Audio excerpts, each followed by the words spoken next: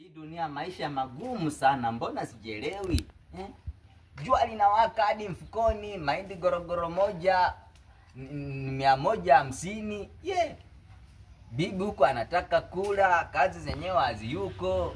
Hii Kenya mimi nezama hata niende Nairobi, nitoke hii Kenya. Maisha ni magumu. Niaje Juma? Afadhali ndugu yangu, mambo vipi? Fresh. Niko salama, Umepotea sana bwana. Sit down. This is very nice. Mambo vipi ndugu yangu Masese? Nateseka bwana. Unateseka kuteseka hiyo vipi? Tena sana. Nateseka ile mbaya sana. Najua wanaume ni kusaidiana. Wanaume ni kusaidiana. Kwa hii dunia wanaume lazima msaidiane, ni lazima. Hiyo ndio umoja. Kabisa. Na umoja ndio nguvu tujenge taifa. Sasa niko na nipe habari. Niko na issue fulani tu hivi. Vitu kusaidiana sawa. Unajua bwana, unajua nimekaa sana bila. Tunachojanga mimi sinanga mwanamke.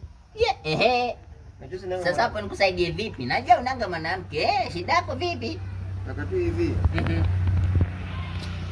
Usinione vibaya. Vitu kusaidiana.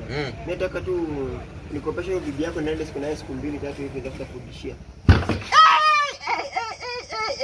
Ndugu yangu vipi? Hebu rudia tena.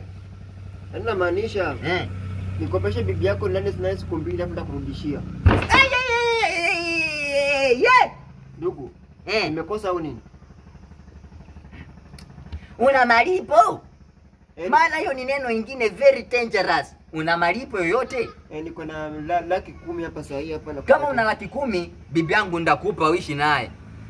Ukishapata raha duniani, niregeshe bibi yangu. Maana kukupa bure bila kunipa malipo yoyote haiwezekani. Sasa nione ongea naenda mkujia jioni. Napiga simu saa hizi.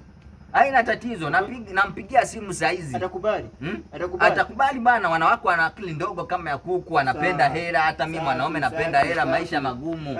Haina tatizo ndugu yangu. Bwana Putu karibu nimalize bwana Putu bwana. Nilikuwa nanyonga tu sabuni kila siku. Haina tatizo. Nilikuwa nanyonga tu sabuni, mafuta, nini, kila kitu bwana. Nenda huko nimekuelewa kaka. Sawa basi, twende jioni. Nakusaidia.